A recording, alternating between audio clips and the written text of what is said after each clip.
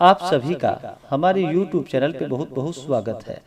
आइए सुनते हैं गुरु प्रदोष व्रत की कथा। जब भी प्रदोष का व्रत गुरुवार के दिन पड़ता है तो इसे गुरु प्रदोष या गुरुवार त्रयोदशी के नाम से जाना जाता है।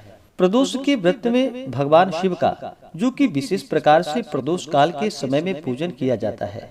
प्रदोष काल का समय जो कि सूर्यास्त से 1 घंटे पहले और सूर्यास्त के 1 घंटे बाद तक के बीच का जो समय होता है वह समय प्रदोष काल का होता है। और इस दौरान भगवान शिव जो कि प्रसन्न मुद्रा में होते हैं, इसी दौरान भगवान का पूरे विधि विधान के साथ पूजन करना चाहिए। इससे भगवान शिव अपने भक्तों के ऊपर प्रसन्न होकर के अपने भक्तों के सभी प्रकार के दुख और कष्टों को दूर करते हैं, सुख समृद्धि का आशीर्वाद प्रदान करते हैं और अंत में मोक्ष को प्रदान करते हैं। प्रदोष व्रत को रखने से जो कि 100 गायों को दान करने के बराबर पुण्य फलों की प्राप्ति होती है। प्रदोष व्रत के दिन जो कि दिन भर उपवास रहते हुए भगवान शिव का सुबह के समय में और विशेष प्रकार से प्रदोष काल के समय में पूरे विधि विधान के साथ पंचोपचार या खुटोपचार पूजन विधि के द्वारा पूजन करना चाहिए। कथा श्रवण करनी चाहिए, भगवान की आरती करनी चाहिए, भगवान शिव के स्तोत्रों का पाठ या श्रवण करना चाहिए। इससे पुण्य फलों की प्राप्ति होती है। प्रदोष का व्रत कम से कम 26 त्रयोदशी का व्रत करना चाहिए और इसके बाद आप चाहें तो व्रत धारण आगे भी कर सकते हैं, नहीं तो फिर व्रत का उद्यापन करना चाहिए, तभी जाकर के पूर्ण फलों की प्राप्ति हो पाती है। तो आइए सुनते हैं गुरु प्रदोष व्रत की कथा। तो बोलिए प्रेम से भगवान भोलेनाथ की जय, माता पार्वती की जय। हे भगवान भोलेनाथ, आप करोड़ों चंद्रमा के समान कांतिवान त्रिनेत्रधारी, मस्तक पे चंद्रमा का आभूषण धारण करने वाले, पिंगल वर्ण के जटाजूटधारी, नीले कंठ तथा अनेक रुद्राक्ष मालाओं से सुशोभित वरद हस्त त्रिशूलधारी भगवान शिव जी हमारे सभी मनोरथों को पूर्ण करे। गुरुवार त्रयोदशी प्रदोष व्रत कथा के अनुसार एक बार देवराज इंद्र और वृतासुर में घनघोर युद्ध हुआ। उस समय देवताओं ने दैत्य सेना को पराजित कर नष्ट भ्रष्ट कर दिया।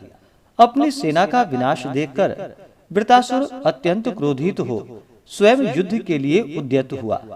मायावी असुर ने आसुरी माया से भयंकर विकराल रूप धारण किया।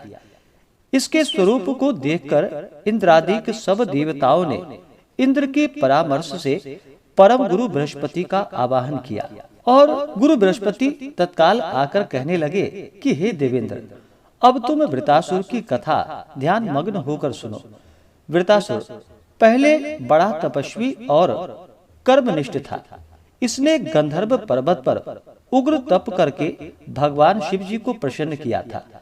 पूर्व समय में यह चित्ररथ नाम का राजा था। तुम्हारे समीपस्थ जो सुरम्य वन है वह इसी का राज्य था। अब साधु प्रवृत्ति विचारवान महात्मा उसमें आनंद लेते थे। वह भगवान के दर्शन की अनुपम भूमि है। एक समय चित्ररथ स्वेच्छा से कैलाश पर्वत पर चला गया।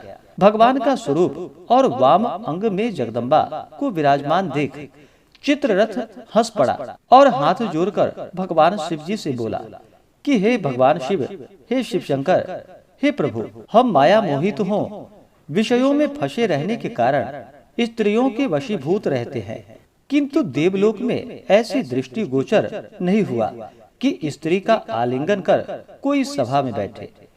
चित्ररथ के ऐसे वचन को सुनकर सर्वव्यापी भगवान शंकर हंसकर बोले कि हे राजा, मेरा व्यवहारिक दृष्टिकोण पृथक है। मैंने मृत्युदाता कालकूट का महाविष का पान किया है, फिर तुम साधारण जनों की भांति मेरी हंसी उड़ाते हो।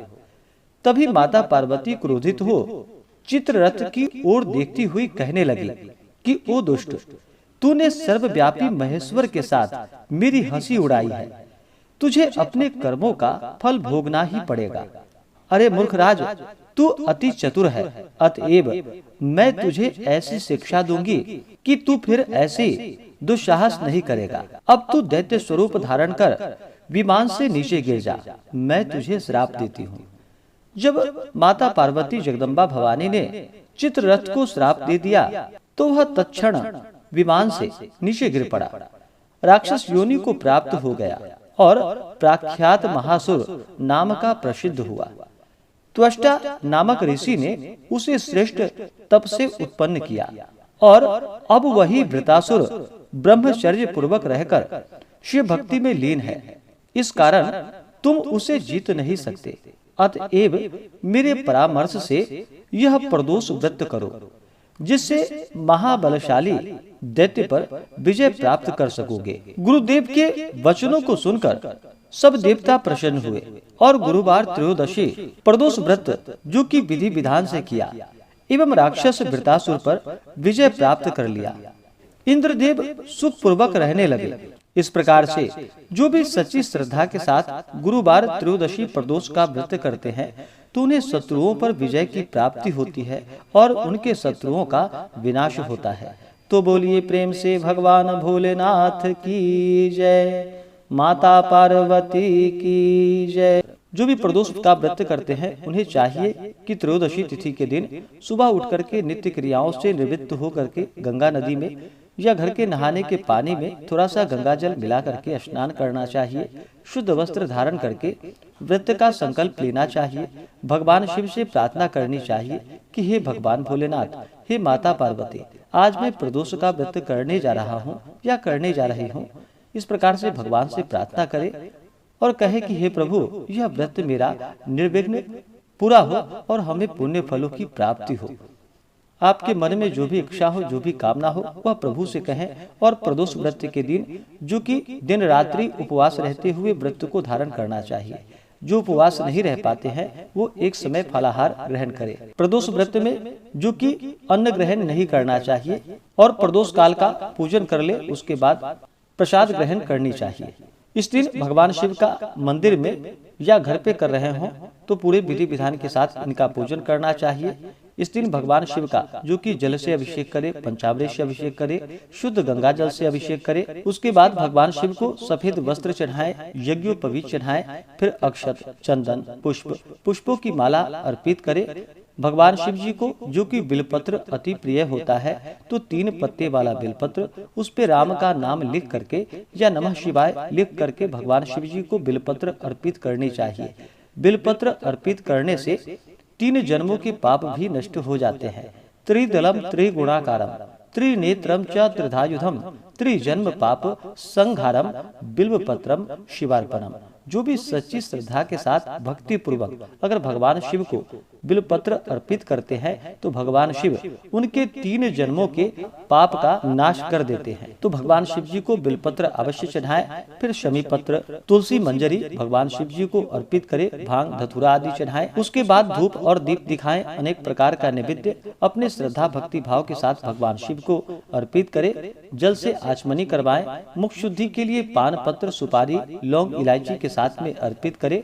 द्रव्य दक्षिणा चढ़ाएं। उसके बाद प्रदोष व्रत का कथा श्रवण करें। भगवान शिव जी के स्तोत्र आदि का पाठ करें या श्रवण करें। इस दिन ओम नमः शिवाय आदि मंत्रों का जप करना चाहिए या श्री उमा महेश्वराभ्याम नमः इन मंत्रों का जप करना चाहिए। स्त्रियां केवल नमः शिवाय नाम जप करे और भगवान का पूरे विधि विधान के साथ पूजन करे। जब भी भगवान शिव का पूजन किया जाता है तो साथ में शिव परिवार का भी पूजन करना चाहिए। किसी भी प्रकार के शुभ कार्यों में या मांगलिक कार्यों में पहले भगवान गणेश जी का पूजन किया जाता है, क्योंकि भगवान गणेश जी प्रथम पूजनीय है। तो पहले भगवान गणेश जी का पूजन करे। उसके बाद नंदी, श्रृंगी, भृंगी, कृतमुख, कुबेर, सर्प आदि देवताओं का पूजन करे। उसके बाद फिर भगवान शिव माता पार्वती का पूजन करे तो बड़ा ही पुण्य फलदायी होता है। तो आशा करता हूँ कि यह जानकारी आपको अच्छा लगा हो। ऐसे ही ज्ञानवर्धक जानकारियाँ प्राप्त करने के लिए हमारे इस चैनल पे अगर आप नए हैं तो चैनल को लाल बटन दबा करके सब्सक्राइब करें, साथ में बेल आइकन घंटी को दबाएं ताकि मेरे वीडियो का नोटिफिकेशन आपको समय से मिलता रहे।